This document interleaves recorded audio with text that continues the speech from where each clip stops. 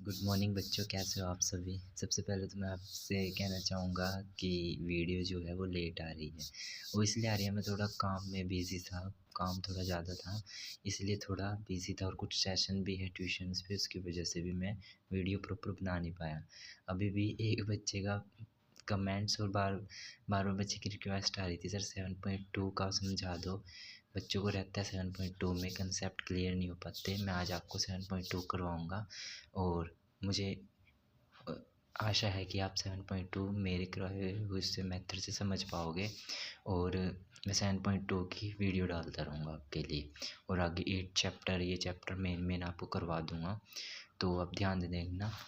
Channel का नाम है PNP math classes Prince tuition centre और 7.2 एक इम्पोर्टेंट है लेकिन बहुत इंटरेस्टिंग है। इंटरेस्टिंग का मतलब बड़ा मज़ा आता है इसको करने में, अगर जिस बच्चे को इसका बेसिक क्लियर हो जाए। जो बच्चा इसका बेसिक समझ गया ना, इसका कोई सा भी क्वेश्चन आए वो एकदम कर लेता है। और आज मैंने आपके लिए पहले ही सारा कुछ लिखा हुआ है क्योंकि मेरे पास मेरे नोट्स हैं, तो मैं उसमें से आपको समझाता हूँ और फिर क्वेश्चन करवाता हूँ।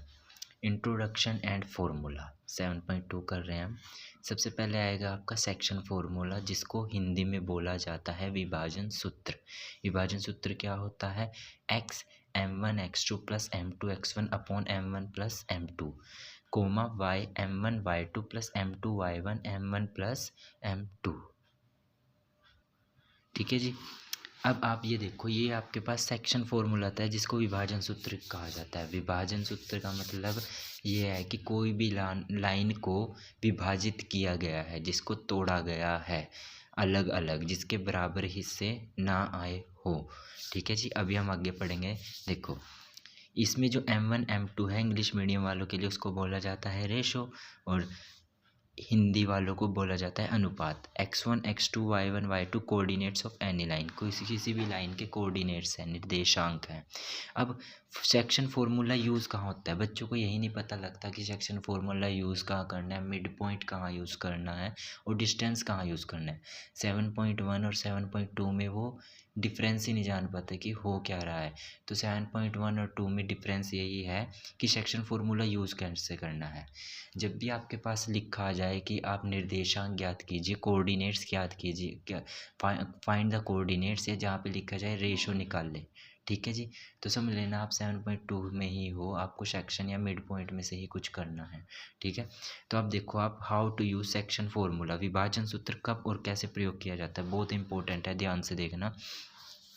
जब किसी भी लाइन के भाग करने पर उसे जो भी भाग मिलते हैं, अगर उनकी लंबाई एक समान नहीं है, तब विभाजन सूत्र लगाया जाता है, मतलब सेक्शन फार्मूला लगाया जाता है। जैसे कि एक लाइन है, कोई पेन ले लो आप, जैसे ये पेन लिया है मैंने आपको समझाने के लिए। इस पेन को अगर मैं तोड़ देता हूँ, जैसे अभी मैं इस पेन को तोड़ देता हूँ यहाँ से, तो इसका ये इतना बड़ा हिस्सा बन रहा है और ये इतना सा बन रहा है। बराबर हिस्से तो नहीं आए ना इसके। जिसके बराबर हिस्से ना आए तो उसमें आप विभाजन सूत्र लगाओगे। जैसे कि एक लाइन लिखी मैंने ए बी, इसके बीच में एक पॉइंट है, यहाँ से इसको काट दिया गया है, तो ये इतना हिस्सा बन रहा है, ये इतना हिस्सा बन रहा है। तो इसमें आपके पास सेक्शन फार्मूला लगेगा क्योंकि इसकी जो रेशो है वो बराबर नहीं है। ठीक है जी। तो अब आप यहाँ देखो, जैसे कि आपने देखा ए बी एक लाइन है और उस लाइन पर एक बिंदु सी स्थित है, लेकिन सी बिंदु उस लाइन को बराबर हिस्से में नहीं तोड़ रहा है। तब हमारे पास अनुपात आता है m1 m2। तब हम अनुपात को m1 m2 के रूप में लिखते हैं। ये कोई पॉइंट है, इसको m1 m2 के रूप में लिखा जाएगा। ठीक है जी। ये पॉइंट के जो रेशो है उसको m1 m2।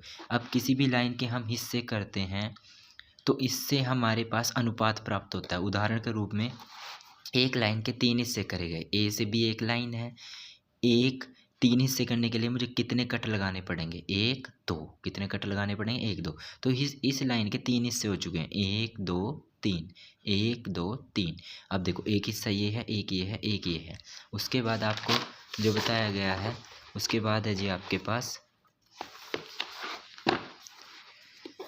जब अनुपात ना दी हो तो हम अपने पास से अनुपात को मानते हैं, लेट करते हैं, के रेशो 1 मानेंगे। ठीक है जी।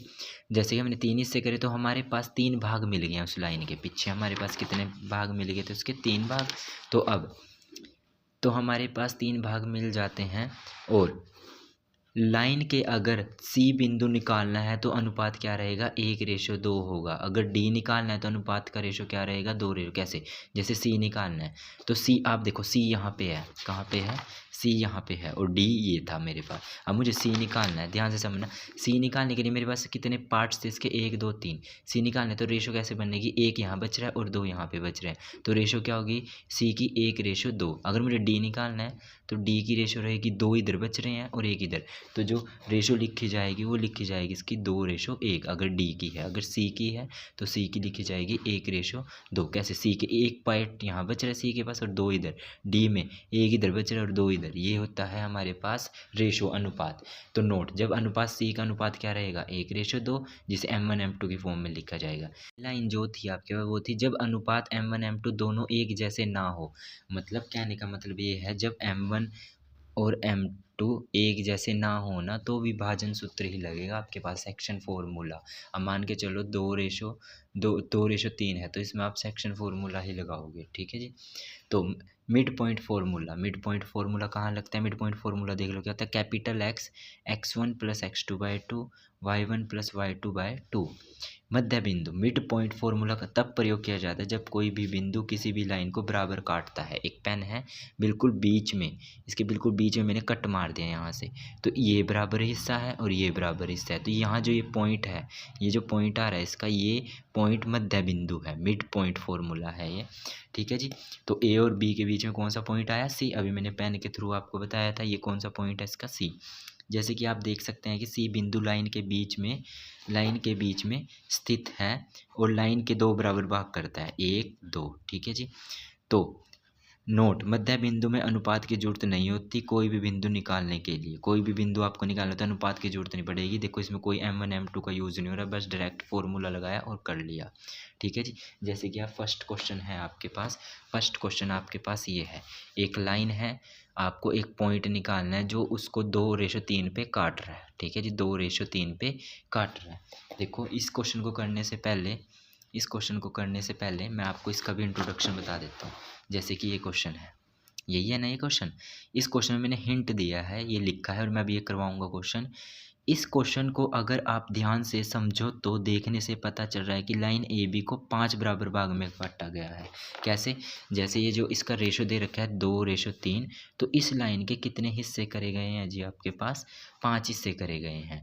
जैसे कि आपके पास एक लाइन है, मैं फिर से आपको समझाने के लिए लिख रहा हूँ, एक लाइन है ए बी, इसके 5 हिस्से करे गए हैं आपके पास, तो 5 हिस्सों के लिए आपके पास इसके 4 पॉइंट वो करने, 1 2 3 4 5। अब आप जो पॉइंट निकाल रहे हो सी पॉइंट निकाल रहे हो यहाँ से, तो इधर देखो, इधर कितने हिस्से बचे हुए हैं, 1 1 1 1 1। इधर कितने बचे हुए हैं, 2, तो इधर 2 रेशो बनी हुई है। इधर कितने बचे हुए हैं, 3, तो ऐसे निकला हुआ है, तो आपको सी पॉइंट निकालना है। तो उसने क्या कहा, देखने से पता चल रहा है लाइन ए भी 5 बराबर भाग में बटा है, तो 2:2। आपको वह बिंदु ही निकालना है जो 2:3 पर काट रहा है। किस पे काट रहा है जी, 2:3 पे, वही बिंदु निकालना है आपने, ठीक है जी। आगे अनुपात विभाजित करता है, मतलब 2 हिस्से एक तरफ हैं, 2 हिस्से एक तरफ है और 3 हिस्से एक तरफ है, ये नीचे बना भी रखा है। इस प्रश्न में विभाजन सूत्र का ही प्रयोग होगा। क्यों होगा विभाजन सूत्र, क्योंकि अनुपात अलग अलग है। पहली बात तो अनुपात क्या आएगा, अलग अलग आया अनुपात, और दूसरा, और लाइन बराबर भी नहीं है, लाइन क्या है, बराबर भी नहीं है। 2 हिस्से एक तरफ है, 3 हिस्से एक तरफ है। देखो मैं पेन के 5 हिस्से करता हूँ तो 2 हिस्से एक तरफ रखे हैं, 3 इधर। तो अब हमारे पास ये क्वेश्चन का इंट्रोडक्शन था, अब मैं इसको करता हूँ। ये रहा क्वेश्चन, देखो अब मुझे इसमें आप ध्यान से देखो, ये ए पॉइंट है, बी पॉइंट है, सी पॉइंट है, जिसके 2 हिस्से एक तरह 3 है, तो अनुपात भी अलग अलग है। तो सबसे पहले आप यहाँ पे लिख लो x1 y1 और ये क्या है x2 y2, और इसको बोला जाता है M1 M2, ठीक है जी। अब मैं इस क्वेश्चन को करता हूँ, देखो समझो, बेसिक सिर्फ क्वेश्चन टीचर ने करवा दिया और आप